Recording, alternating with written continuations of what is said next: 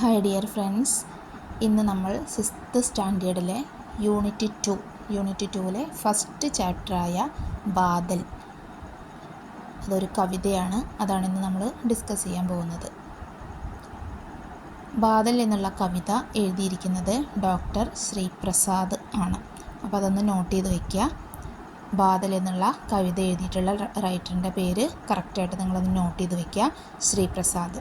ചിലപ്പോൾ എക്സാമിനൊക്കെ ചിലപ്പോൾ ഒരു മാർക്കിനൊക്കെ ചിലപ്പോൾ ചോദിച്ചേക്കാം. ഓക്കെ, അപ്പോൾ നമുക്ക് ഈ കവിതയിൽ കവി നമ്മളെ പ്രകൃതിയെ വളരെയധികം മനോഹരമായിട്ടാണ് വർണ്ണിച്ചിരിക്കുന്നത് അല്ലേ. നമുക്ക് അറിയാം, ബാദൽ എന്ന് പറഞ്ഞു കഴിഞ്ഞാൽ ക്ലൗഡ് അല്ലേ, മേഘം.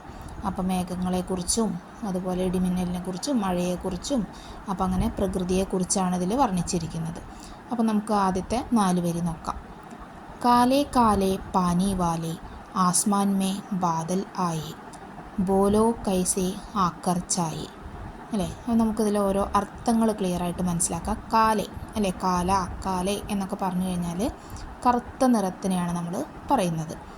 അതുപോലെ പാനി അല്ലേ, എല്ലാവർക്കും അറിയാം പാനി എന്ന് പറഞ്ഞു കഴിഞ്ഞാൽ എന്താണ്, വെള്ളം. അപ്പോൾ ഈ കറുത്ത കളറിലുള്ള വെള്ളം. ആസ്മാൻ എന്ന് പറഞ്ഞു കഴിഞ്ഞാൽ ആകാശം അല്ലെ. ആസ്മാനത്തിന് ഹിന്ദിയിൽ ആകാശ് എന്നുള്ള വേർഡും നമ്മൾ ഉപയോഗിക്കാറുണ്ട്. ആസ്മാൻ മേ ബാദൽ ആയേ, ആസ്മാൻ എന്ന് പറഞ്ഞാൽ ആകാശം, സ്കൈ. ബാദൽ എന്ന് പറഞ്ഞു കഴിഞ്ഞാൽ നമ്മൾ തൊട്ട് മുന്നേ പറഞ്ഞു അല്ലേ, ക്ലൗഡ്, മേഘം. ആയേ എന്ന് പറഞ്ഞാൽ വന്നു അല്ലേ. അപ്പോൾ ഈ കറുത്ത കളറിലുള്ള, അതായത് വെള്ളമായിട്ടുള്ള ബാദൽ എവിടെ വന്നു?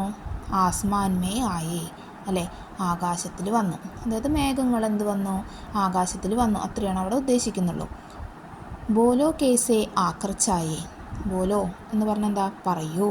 കേസേ എന്ന് പറഞ്ഞാൽ എങ്ങനെ, അതായത് ബോലോ പറയൂ, കേസേ എങ്ങനെ, ചായേ എന്ന് പറഞ്ഞു കഴിഞ്ഞാൽ പരന്നു എന്നുള്ള അർത്ഥമാണ്. ആക്കർ എന്ന് പറഞ്ഞാൽ വന്നിട്ട് എന്നുള്ള അർത്ഥത്തിൽ ഉപയോഗിക്കുന്നതാണ്. അതായത് ഈ കറുത്ത കളറിലുള്ള മേഘങ്ങൾ ആസ്മാൻ അല്ലേ, ആകാശത്തിൽ എങ്ങനെ പരന്നു അല്ലേ. നമുക്കറിയാം, ആകാശത്ത് നോക്കിക്കഴിഞ്ഞാൽ നമ്മളെ മേഘങ്ങൾ ഇങ്ങനെ പരന്ന് കിടക്കുന്നത് കാണാം അല്ലേ, പരന്ന് കാണാം. അപ്പോൾ അത്രയേ പറയുന്നുള്ളൂ അല്ലേ. നമ്മളെ ആകാശത്തിൽ എങ്ങനെ ഈ കാർമേഘം അല്ലേ, കറുത്ത മേഘങ്ങൾ എങ്ങനെ പരന്നു എന്നാണ്, അത്രയാണ് അതിൽ ഉദ്ദേശിക്കുന്നുള്ളൂ. അടുത്ത 3 വരി നോക്കിയേ. ഹവാ പക്കടുക്കർ ലാത്തി സർസർ ചായേ ജേസേ കാലേ കമ്പൽ കിത്തനെ സുന്ദർ ലഗ്തേ ബാദൽ. ഹവ എന്ന് പറഞ്ഞു കഴിഞ്ഞാൽ വിൻഡ്, കാറ്റാണ് കേട്ടോ. പക്കടുക്കർ എന്നൊക്കെ പറഞ്ഞാൽ പിടിച്ചിട്ട് എന്നുള്ള അർത്ഥത്തിൽ ഉപയോഗിക്കുന്നതാണ്. ലാത്തി സർസർ അതായത് കാറ്റ് അല്ലേ, കാറ്റ് ഇങ്ങനെ അതിവേഗത്തിൽ വീശുക. സർസർ എന്ന് പറയുമ്പോൾ അത് വീശുന്ന സൗണ്ടിനെയാണ് സൂചിപ്പിക്കുന്നത് കേട്ടോ. സർസർ എന്ന് പറഞ്ഞു കഴിഞ്ഞാൽ സൗണ്ടുകളെ സൂചിപ്പിക്കാൻ വേണ്ടിയിട്ട് പറയുന്നതാണ്.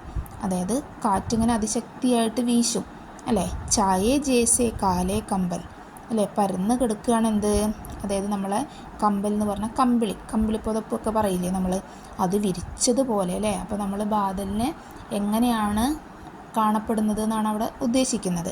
അതായത് കമ്പിളിപ്പുതപ്പ് വിരിച്ച പോലെയാണ് എന്ത്, നമ്മളെ കാർമേഘങ്ങളെ കാണുന്നത്.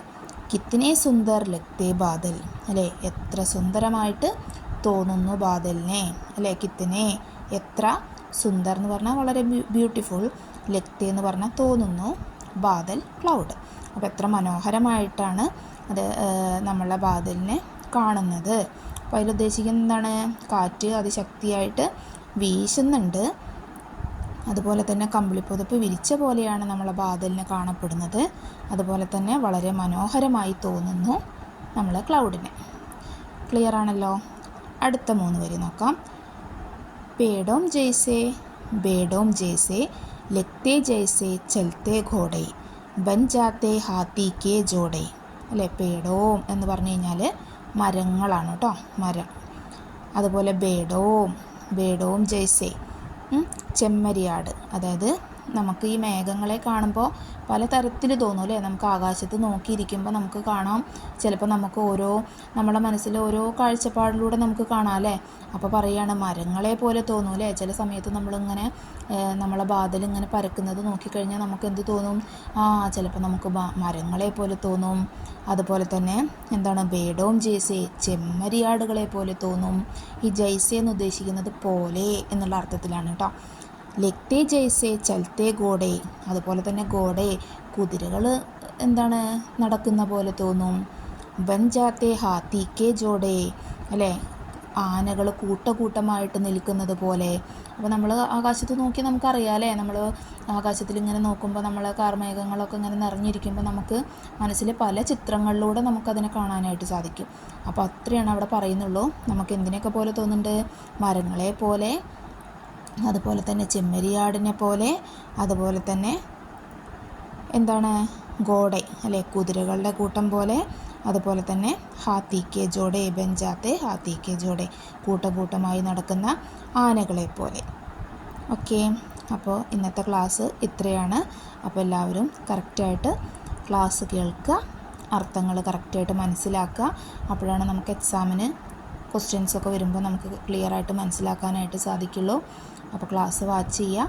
അടുത്ത ക്ലാസ് ബാക്കിയുള്ള കുറച്ചുകൂടെ പോർഷൻ വരുന്നുണ്ട്, നമുക്ക് അടുത്ത ക്ലാസ്സിൽ ഡിസ്കസ് ചെയ്യാം. ഓക്കെ, ക്ലാസ് ഇഷ്ടപ്പെട്ട് കഴിഞ്ഞാൽ ലൈക്ക് ചെയ്യാം. Okay, thank you.